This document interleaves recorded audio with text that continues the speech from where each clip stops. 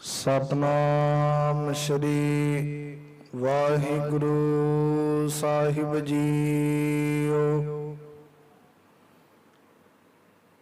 हर किया कथा कहानियाँ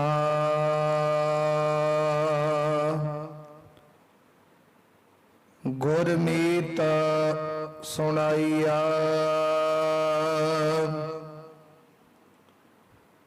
बलिहारी गुर अपने गुर कौ बल जाइया। राम कथा जुग जुग टल सब कोई पाखद नेता। सुरगवास सुरगवर करा सगरी पुरी समेत। जोए कथा सुने अर गावे दुख पाप तेह निकट न आवे। जोए कथा सुने अर गावे दुख पाप तेह निकट न आवे।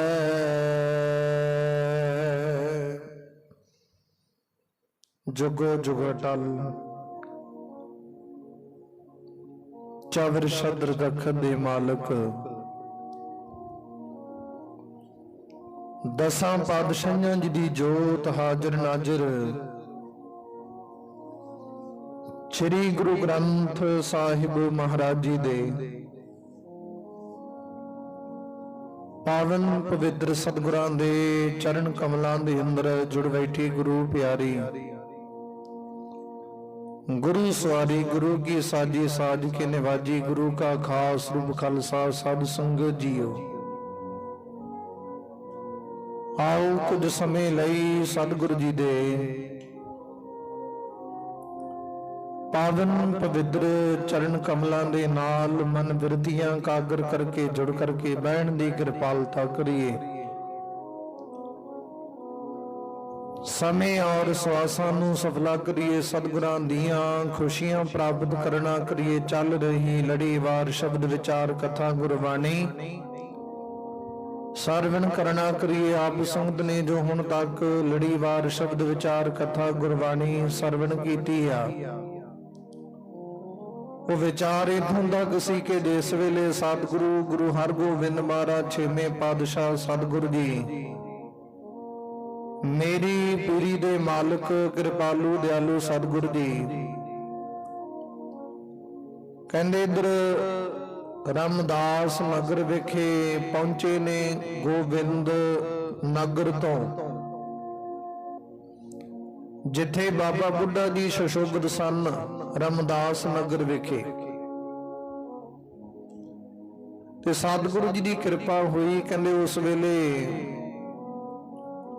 सतगुरु दे सिख नाल गुरु सतगुरु दे पहुंचे आ। रामदास नगर विखे सतगुरु जी नूं आउणा पिया क्योंकि बाबा बुढ़ा जी बेअंत जो कि विरध हो चुके सन, बहुत ज्यादा विरध हो चुके सन ये कह लीए। उन्हां दा आखिरी समा नजदीक आ चुकिया सी ते सतगुरु जी इत्थे पहुंचे आ। जिस वेले बाबा बुढ़ा जी ने अमृत वेले इशनान करके जपजी साहिब दा पाठ संपूर्ण किया। सतगुरु दे सामने सतगुरु दी हजूरी अंदर बाबा बुढ़ा जी ने आखिरी पल बतीत कीते, श्वास प्राप्त किए ने। उस वेले सतगुरु गुरु हरगोबिंद महाराज छेवें पातशाह जी ने रामदास नगर विखे आप अपने हथी बाबा बुढ़ा जी का संस्कार किया। आखिरी क्रिया की उन्हां दी जो जो रस्मां सन जो जो रीत रिवाज सन वो सारे निभाउणा कीते ने।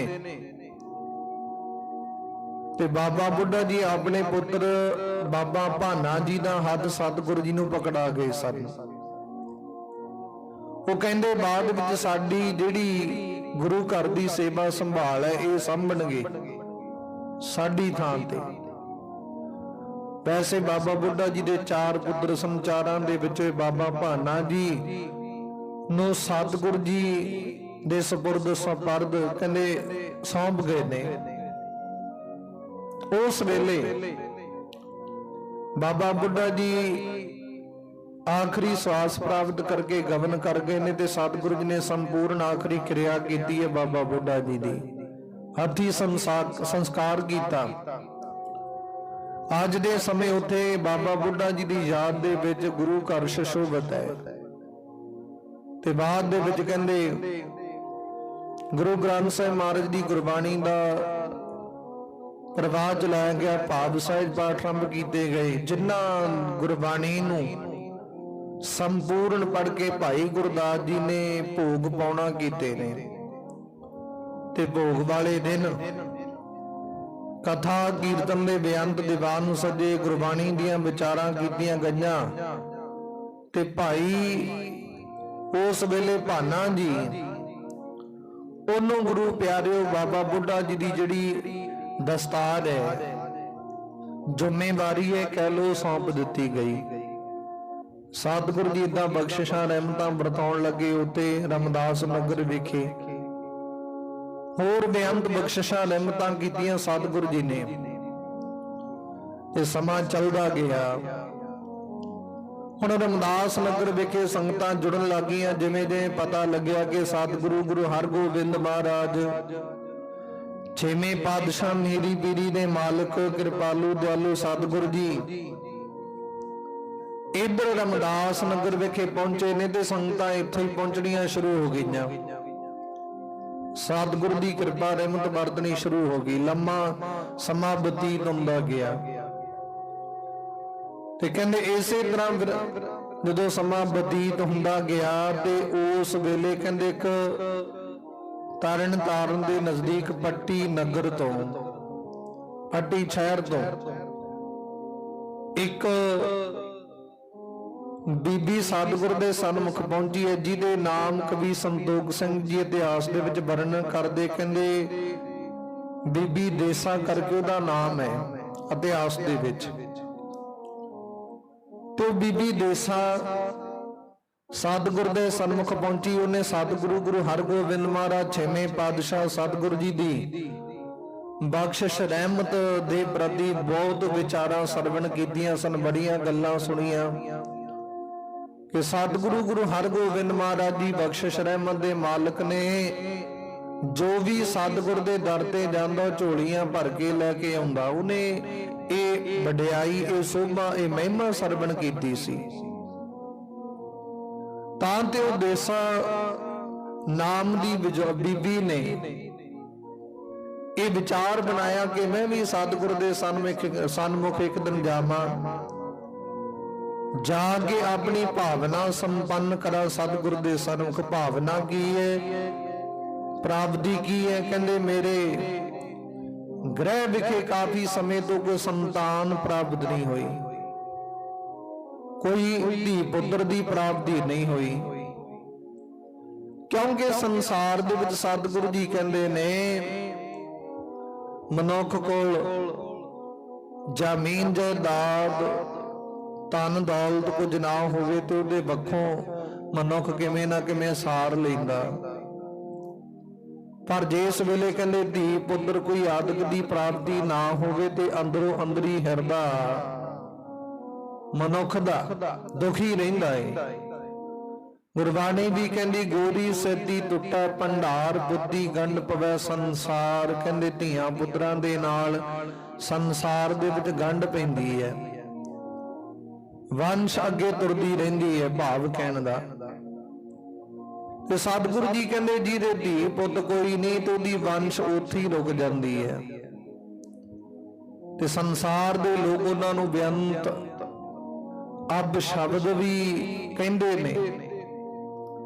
ਤੇ ਸਤਿਗੁਰੂ ਜੀ ਕਹਿੰਦੇ ਫਿਰ ਇਸੇ ਵਿਚਾਰ ਨੂੰ ਮੁੱਖ ਰੱਖਦਿਆਂ ਇਹ ਦੇਸਾ ਨਾਮ ਦੀ ਬੀਬੀ ਨੇ ਵਿਚਾਰ ਬਣਾਈ ਕਿ ਮੈਂ ਸਤਿਗੁਰ ਦੇ ਸਨਮੁਖ ਜਾਵਾਂ ਤੇ ਆਪਣੇ ਹਿਰਦੇ ਦੀ ਜੋ ਵਿਚਾਰ ਹੈ ਸਤਿਗੁਰੂ ਜੀ ਨੂੰ ਦੱਸਾਂ ਤੇ ਭਾਵਨਾ ਪੂਰੀ ਕਰਾਂ। ਸਤਿਗੁਰ ਤੋਂ ਕੋਈ ਨਾ ਕੋਈ ਧੀ ਪੁੱਤਰ ਦੀ ਦਾਤ ਪ੍ਰਾਪਤ ਕਰਾਏ ਨੇ। ਵਿਚਾਰ ਕਰਕੇ ਕਹਿੰਦੇ ਪੱਟੀ ਤੋਂ ਚੱਲ ਕੇ ਰਾਮਦਾਸ ਨਗਰ ਵਿਖੇ ਸਤਿਗੁਰੂ ਗੁਰੂ ਹਰਗੋਬਿੰਦ ਮਹਾਰਾਜ ਦੇ ਸਨਮੁਖ ਅਰਦਾਸ ਬੇਨਤੀ ਕਰਨ ਦਾ ਵਿਚਾਰ ਬਣਾਇਆ। ਤੇ ਕਹਿੰਦੇ ਪੱਟੀ ਤੋਂ ਤੁਰੀਏ ਤੁਰ ਕੇ ਸਤਿਗੁਰੂ ਗੁਰੂ ਹਰਗੋਬਿੰਦ ਮਹਾਰਾਜ ਛੇਵੇਂ ਪਾਤਸ਼ਾਹ ਸਤਿਗੁਰ ਦੇ ਸਨਮੁਖ ਰਾਮਦਾਸ ਨਗਰ ਵਿਖੇ ਪਹੁੰਚੀ ਹੈ। ਤੇ ਜਦੋਂ ਪਹੁੰਚੀ ਸਤਿਗੁਰ ਦੇ ਸਨਮੁਖ ਬਖਸ਼ਿਸ਼ਾਂ ਰਹਿਮਤਾਂ ਵਰਤ ਰਹੀਆਂ ਸਨ। ਸੰਗਤਾਂ ਦੂਰੋਂ ਦੂਰੋਂ ਆ ਕੇ ਨਤਮਸਤਕ ਹੋ ਰਹੀਆਂ ਸਨ। ਕੋਈ ਕਿਵੇਂ ਕਰਕੇ ਸਤਿਗੁਰ ਦੇ ਸਨਮੁਖ ਅਰਦਾਸ ਬੇਨਤੀ ਪਿਆ ਕਰਦਾ, ਕੋਈ ਕਿਵੇਂ ਕਰਦਾ। ਇਹ ਕਹਿ ਲਈਏ ਕਿ ਸਤਿਗੁਰ ਦੇ ਸਨਮੁਖਿਓ ਬਹੁਤ ਵੱਡੀ ਸੰਗਤ ਦਾ ਇਕੱਠ ਰੋਜ਼ਾਨਾ ਜੁੜਿਆ ਰਹਿੰਦਾ ਸੀ। ਕੋਈ ਆਉਂਦਾ, ਕੋਈ ਜਾਂਦਾ, ਕੋਈ ਸੇਵਾ ਕਰਦਾ, ਕੋਈ ਸਿਮਰਨ ਕਰਦਾ, ਕੋਈ ਸਤਿਗੁਰ ਦੇ ਸਨਮੁਖ ਅਰਦਾਸ ਬੇਨਤੀ ਕਰਕੇ ਖਾਲੀ ਝੋਲੀ ਭਰਦਾ। ਇਦਾਂ ਸਤਿਗੁਰ ਦੇ ਸਨਮੁਖ ਰੌਣਕ ਲੱਗੀ ਰਹਿੰਦੀ ਸੀ। ਤੇ ਉਸ ਵੇਲੇ ਇਹ ਬੀਬੀ ਵੀ ਆਈ ਹੈ ਵਿੱਚ ਸੰਗਤ ਦੇ। ਮਨ ਵਿੱਚ ਬੜੀ ਖੁਸ਼ੀ ਹੈ ਕਿ ਅੱਜ ਸਤਿਗੁਰ ਜੀ ਤੋਂ ਦਾਤ ਪ੍ਰਾਪਤ ਕਰਕੇ ਲੈ ਜਾਵਾਂਗੀ। ਬੜੇ ਲੰਮੇ ਸਮੇਂ ਤੋਂ ਜੋ ਧੀ ਪੁੱਤਰ ਆਦਿਕ ਦੀ ਪ੍ਰਾਪਤੀ ਨਹੀਂ ਹੁੰਦੀ ਸੀ, ਬੜੇ ਯਤਨ ਕਰ ਕਰਕੇ ਦੇਖ ਲਿਆ, ਪਰ ਅੱਜ ਸਤਿਗੁਰੂ ਜੀ ਕਿਰਪਾ ਕਰਦੇ ਬਣ ਗਏ। ਉਸ ਵੇਲੇ ਨੇ ਵਿਚਾਰ ਬਣਾਈ, ਬੜੀ ਖੁਸ਼ ਹੈ। ਤੇ ਗੁਰੂ ਪਿਆਰੇ ਦੀ ਇਸ ਵੇਲੇ ਦੀ ਵਾਰੀ ਆਈ ਸਤਿਗੁਰ ਦੇ ਸਨਮੁਖ ਅਰਦਾਸ ਬੇਨਤੀ ਕਰਨ ਦੀ। ਉਸ ਵੇਲੇ ਸਤਿਗੁਰੂ ਜੀ ਨੂੰ ਬੇਨਤੀ ਕਰਨ ਲੱਗੀ। ਸਤਿਗੁਰ ਦੇ ਸਨਮੁਖ ਬੇਨਤੀ ਕੀਤੀ, ਸਤਿਗੁਰ ਜੀ ਆ ਕਿਰਪਾ ਕਰੋ, ਬਖਸ਼ਿਸ਼ ਰਹਿਮਤ ਕਰੋ। ਘਰ ਦੇ ਵਿੱਚ ਸਭ ਕੁਝ ਹੈ, ਧਨ ਦੌਲਤ ਜ਼ਮੀਨ ਜਾਇਦਾਦ ਸਭ ਕੁਝ ਹੈ, ਪਰ ਜੇ ਨਹੀਂ ਤਾਂ ਇੱਕ ਪੁੱਤਰ ਧੀ ਪੁੱਤਰ ਦੀ ਦਾਤ ਨਹੀਂ ਹੈ ਜੀ ਤੋਂ ਵਾਂਝੀ ਤੁਰੀ ਕਰਨੀ ਆ। ਆਪ ਜੀ ਕਿਰਪਾ ਕਰੋ। ਕਹਿੰਦੇ ਮੇਰੀ ਕੁੱਖ ਹਰੀ ਹੋ ਜਾਵੇ, ਆਪ ਦੀ ਬਖਸ਼ਿਸ਼ ਰਹਿਮਤ ਕਰੋ, ਬਚਨ ਉਚਾਰਨ ਕਰੋ, ਮੈਨੂੰ ਦਾਤ ਬਖਸ਼ਿਸ਼ ਕਰੋ, ਕਿਉਂਕਿ ਤੁਹਾਡੇ ਦਰ ਤੋਂ ਕੋਈ ਖਾਲੀ ਨਹੀਂ ਮੁੜਦਾ। ਤੇ ਜਿਸ ਵੇਲੇ ਆਈ ਤੇ ਸਤਿਗੁਰੂ ਗੁਰੂ ਹਰਗੋਬਿੰਦ ਮਹਾਰਾਜ ਛੇਵੇਂ ਪਾਤਸ਼ਾਹ ਜੀ ਸਿੰਘਾਸਨ ਤੇ ਵਿਰਾਜਮਾਨ ਹੈ। ਉਸ ਵੇਲੇ ਅਚਨਚੇਤ ਸਤਿਗੁਰੂ ਗੁਰੂ ਹਰਗੋਬਿੰਦ ਮਹਾਰਾਜ ਜੀ ਨੇ ਬਚਨ ਉਚਾਰਨ ਕਰ ਦਿੱਤੇ। ਕਹਿਣ ਲੱਗੇ ਬੀਬੀ ਤੁਹਾਡੇ ਕਰਮਾਂ ਦੇ ਵਿੱਚ ਤੇ ਪੁੱਤਰ ਧੀ ਪੁੱਤਰ ਦੀ ਕੋਈ ਦਾਤ ਹੀ ਨਹੀਂ ਲਿਖੀ, ਤੁਹਾਨੂੰ ਤੇ ਇਹ ਦਾਤ ਪ੍ਰਾਪਤ ਹੋ ਹੀ ਨਹੀਂ ਸਕਦੀ। ਜਦੋਂ ਸੁਭਾਵਿਕ ਗੁਰੂ ਸਤਿਗੁਰੂ ਹਰਗੋਬਿੰਦ ਮਹਾਰਾਜ ਨੇ ਬਚਨ ਉਚਾਰਨ ਕੀਤੇ ਤੇ ਉਸ ਬੀਬੀ ਦਾ ਜਿਹੜਾ ਹਿਰਦਾ ਸੀ ਬਹੁਤ ਦੁਖੀ ਹੋਇਆ। ਦੁਖੀ ਹੋ ਕੇ ਨਿਰਾਸ਼ ਹੋ ਕੇ ਨੀਵੀਂ ਪਾ ਕੇ ਤੁਰੀ ਆਉਂਦੀ ਆ। ਤੇ ਜਿਸ ਵੇਲੇ ਤੁਰੀ ਆਉਂਦੀ ਆ ਬਾਹਰ ਕਹਿੰਦੇ ਇੱਕ ਸਥਾਨ ਤੇ ਬੈਠ ਗਈ, ਨਾਰਾਜ਼ ਹੋ ਕੇ ਸੋਚਦੀ ਹੈ ਕਿ ਲੋਕ ਕਹਿੰਦੇ ਸਨ ਸਤਿਗੁਰ ਦੇ ਸਨਮੁਖ ਦਾਤਾਂ ਮਿਲਦੀਆਂ ਨੇ, ਝੋਲੀਆਂ ਭਰੀਆਂ ਜਾਂਦੀਆਂ ਨੇ, ਪਰ ਮੈਂ ਤੇ ਕਹਿੰਦੇ ਦਾਤ ਤੋਂ ਹੀਣੀ ਰਹਿ ਗਈ ਆ, ਮੈਨੂੰ ਤੇ ਪ੍ਰਾਪਤ ਹੀ ਨਹੀਂ ਹੋਈ। ਇੱਕ ਥਾਂ ਤੇ ਬੈਠੀ ਤੇ ਭਾਈ ਗੁਰਦਾਸ ਜੀ ਵਰਗੇ ਸਿੱਖਾਂ ਨੇ ਦੇਖਿਆ ਕਿ ਇਹ ਜਿਹੜੀ ਬੀਬੀ ਹੈ ਜਿਹਦੀ ਉਮਰ ਵੀ ਤਕਰੀਬਨ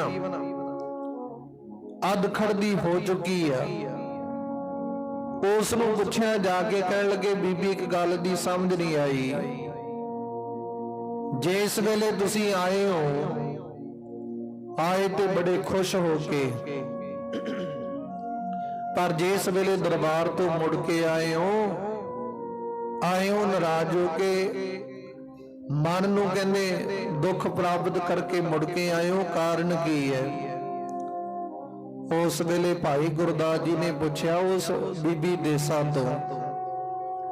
ਕਹਿਣ ਲੱਗੇ ਦੱਸੋ ਕਾਰਨ ਕੀ ਹੈ? ਬੀਬੀ ਦੇਸਾਂ ਦੱਸਣ ਲੱਗੀ, ਕਹਿਣ ਲੱਗੀ ਜੀ मैं संतान की प्राप्ति करने वास्ते बड़े यतन किए, बहुत बेअंत यतन किए ने,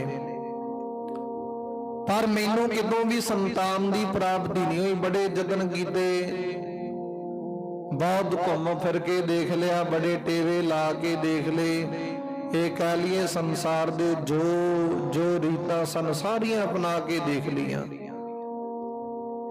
पर कितों भी संतान की प्राप्ति नहीं हुई। कहती मैं संतान की प्राप्ति करने वास्ते दर बदर भटकदी फिरदी सां, पर मैनू पता लग्या कि सतगुर दे सन्मुख दुध पुत धन दौलत सब कुछ मिलता है। जो जो भावना लैके आउंदा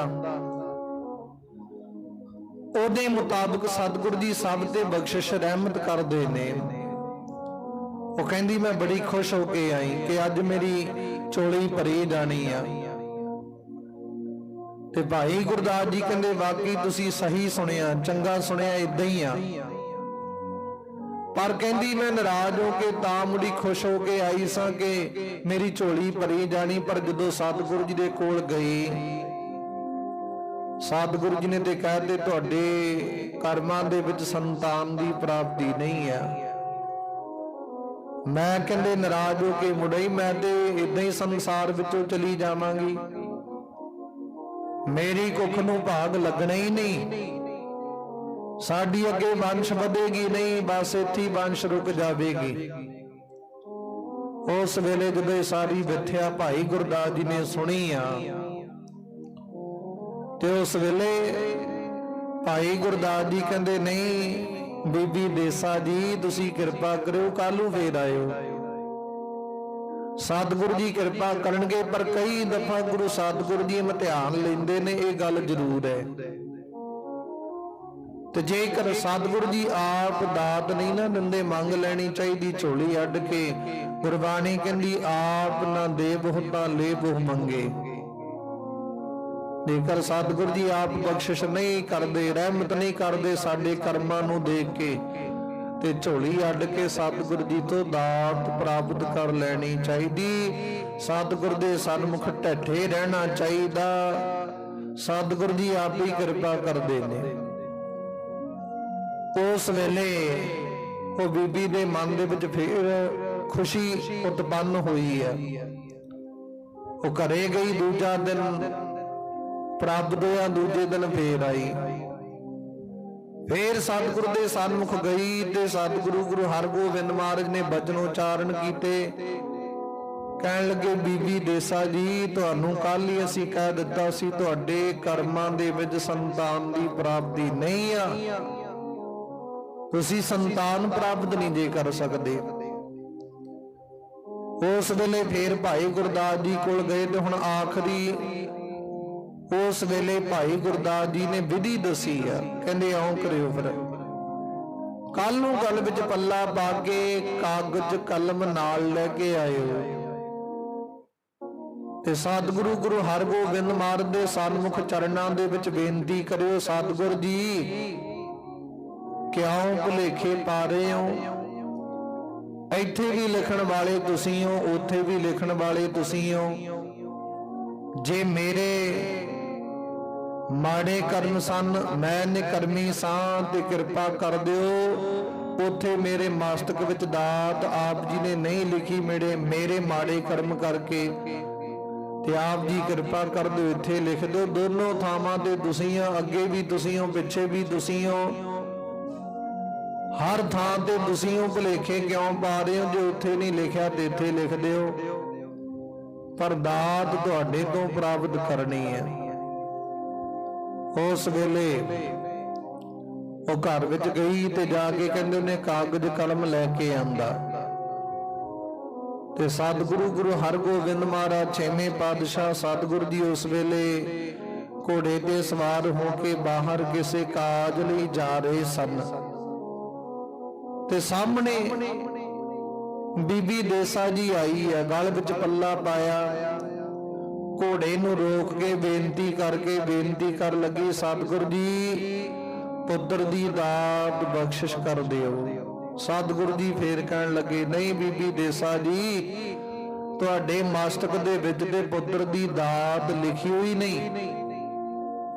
ਉਸ ਵੇਲੇ ਕਹਿੰਦੇ ਉਹਨੇ ਕਾਗਜ਼ ਕਲਮ ਕੱਢਿਆ ਤੇ ਕੱਢ ਕੇ ਸਤਿਗੁਰੂ ਗੁਰੂ ਹਰਗੋਬਿੰਦ ਮਹਾਰਾਜ ਛੇਵੇਂ ਪਾਤਸ਼ਾਹ ਸਤਿਗੁਰ ਦੇ ਸਨਮੁਖ ਅਰਪਣ ਕੀਤਾ। ਸਤਿਗੁਰੂ ਜੀ ਆ ਕਾਗਜ਼ ਕਲਮ ਲਓ।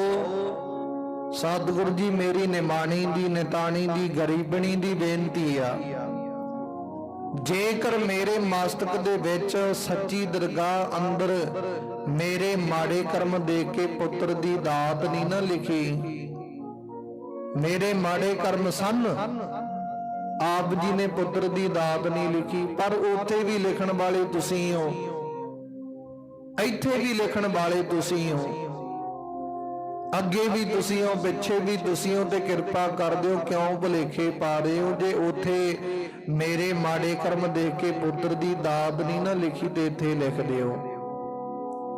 ਸਤਿਗੁਰੂ ਗੁਰੂ ਹਰਗੋਬਿੰਦ ਮਹਾਰਾਜ ਜੀ ਹੱਸ ਪਏ, ਮੁਸਕਰਾ ਪਏ। ਉਸ ਵੇਲੇ ਸਮਝ ਗਏ, ਕਹਿੰਦੇ ਇਹਨਾਂ ਨੂੰ ਕੋਈ ਚੰਗਾ ਰਾਹਗੀਰ ਪ੍ਰਾਪਤ ਹੋ ਗਿਆ, ਕੋਈ ਰਸਤਾ ਦੱਸਣ ਵਾਲਾ, ਕੋਈ ਚੰਗਾ ਗੁਰਮੁਖ ਮਿਲ ਗਿਆ ਇਹਨਾਂ ਨੂੰ, ਉਹਨਾਂ ਦੀ ਸੰਗਤ ਕਰ ਲਈ। ਤੇ ਜੇ ਹਿਰਦੇ ਵਿੱਚ ਭਾਵਨਾ ਲੈ ਕੇ, ਅਰਦਾਸ ਲੈ ਕੇ, ਨਿਮਰਤਾ ਲੈ ਕੇ ਆਏ ਤੇ ਇਹ ਨਿਮਰਤਾ ਦੇ ਨਾਲ ਕਹਿੰਦੇ ਇਹਨਾਂ ਨੂੰ ਹੁਣ ਦਾਤ ਬਖਸ਼ਣੀ ਪੈਣੀ ਆ। ਉਸ ਵੇਲੇ ਸਤਿਗੁਰੂ ਗੁਰੂ ਹਰਗੋਬਿੰਦ ਮਹਾਰਾਜ ਛੇਵੇਂ ਪਾਤਸ਼ਾਹ ਜੀ ਨੇ ਇਦਾਂ ਦੇ ਬਚਨ ਸੁਣੇ ਬੀਬੀ ਦੇਸਾਂ ਤੋਂ, ਤੇ ਸਤਿਗੁਰੂ ਗੁਰੂ ਹਰਗੋਬਿੰਦ ਮਹਾਰਾਜ ਨੇ ਕਾਗਜ਼ ਕਲਮ ਪਕੜਿਆ, ਘੋੜੇ ਤੇ ਸਵਾਰ ਹੈ। ਹੁਣ ਇੱਥੇ ਇਹ ਵੀ ਵਿਚਾਰ ਦੇਖੋ ਪਿਆਰਿਓ, ਜਿਸ ਵੇਲੇ ਸਤਿਗੁਰੂ ਜੀ ਬੀਬੀ ਦੇਸਾਂ ਦੀ ਭਾਵਨਾ ਪੂਰੀ ਕਰਨ ਲੱਗੇ ਆ, ਪੁੱਤਰ ਦੀ ਦਾਤ ਮਸਤਕ ਵਿੱਚ ਲਿਖਣ ਲੱਗੇ ਆ, ਸਤਿਗੁਰੂ ਜੀ ਘੋੜੇ ਤੇ ਸਵਾਰ ਆ। ਇੰਨੇ ਸਤਿਗੁਰੂ ਪ੍ਰਮਾਤਮਾ ਵੱਲੋਂ ਪ੍ਰਸੰਨਤਾ ਪ੍ਰਾਪਤ ਹੋਈ ਬੀਬੀ ਦੇਸਾਂ ਦੀ। ਕਹਿੰਦੇ ਸਤਿਗੁਰੂ ਜੀ ਘੋੜੇ ਤੇ ਸਵਾਰ ਹੈ ਤੇ ਉਸ ਵੇਲੇ ਪ੍ਰਮਾਤਮਾ ਵੱਲੋਂ ਕੁਝ ਹੋਰ ਹੀ ਹੁਕਮ ਹੈ। ਇੱਕ ਪੁੱਤਰ ਦੀ ਦਾਤ ਲਿਖਣ ਲੱਗੇ ਮਸਤਕ ਦੇ ਵਿੱਚ, ਤੇ ਕਹਿੰਦੇ ਏਕਾ ਪਾਉਣ ਲੱਗੇ ਨੇ ਕਾਗਜ਼ ਦੇ ਉੱਤੇ ਕਲਮ ਦੇ ਨਾਲ। ਸਤਿਗੁਰੂ ਜੀ ਏਕਾ ਲਿਖਣ ਲੱਗੇ। ਜਿਸ ਵੇਲੇ ਏਕਾ ਲਿਖੀ ਦਾ ਨਾ, ਗੁਰਮੁਖੀ ਦਾ ਏਕਾ, ਗੁਰਮੁਖੀ ਦਾ ਏਕਾ ਇਦਾਂ ਦਾ ਹੁੰਦਾ, ਕਹਿੰਦੇ ਉਹਨੂੰ ਉੱਪਰੋਂ ਗੋਲ ਕਰਕੇ ਥੱਲਿਓਂ ਉਹਦੀ ਜਿਹੜੀ ਡੰਡੀ ਹੈ ਉਹ ਸੱਜੇ ਪਾਸੇ ਨੂੰ ਖਿੱਚ ਦਈਏ ਤਾਂ ਏਕਾ ਬਣ ਜਾਂਦਾ। ਜੇਕਰ ਉੱਪਰੋਂ ਉਹ ਗੋਲ ਮੂੰਹ ਖੁੱਲਾ ਰੱਖ ਦਈਏ, ਖੁੱਲਾ ਮੂੰਹ ਰੱਖ ਕੇ ਉਹਦਾ ਜਿਹੜਾ ਡੰਡੀ ਹੈ ਉਸ ਖੱਬੇ ਹੱਥ ਨੂੰ ਮੋੜ ਦਈਏ ਤੇ ਸਾਦਾ ਬਣ ਜਾਂਦਾ।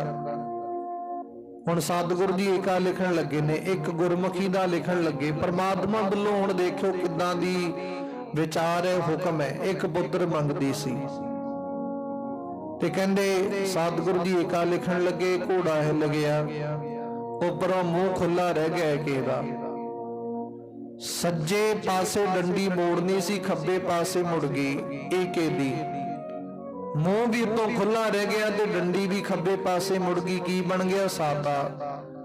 ਹੁਣ ਪਰਮਾਤਮਾ ਵੱਲੋਂ ਕਹਿੰਦੇ ਇਹ ਹੁਕਮ ਹੋਇਆ। ਸਤਿਗੁਰੂ ਜੀ ਹੱਸ ਪਏ, ਮੁਸਕਰਾ ਪਏ, ਘੋੜੇ ਤੇ ਸਵਾਰ ਸਨ, ਘੋੜਾ ਹਿੱਲ ਗਿਆ। ਪਰਮਾਤਮਾ ਵੱਲੋਂ ਜੋ ਹੁਕਮ ਸੀ ਤੇ ਕਿ ਘੋੜਾ ਹਿੱਲਣ ਦੇ ਨਾਲ ਏਕੇ ਦਾ ਮੂੰਹ ਖੁੱਲਾ ਰਹਿ ਗਿਆ, ਖੱਬੇ ਪਾਸੇ ਡੰਡੀ ਮੁੜ ਗਈ।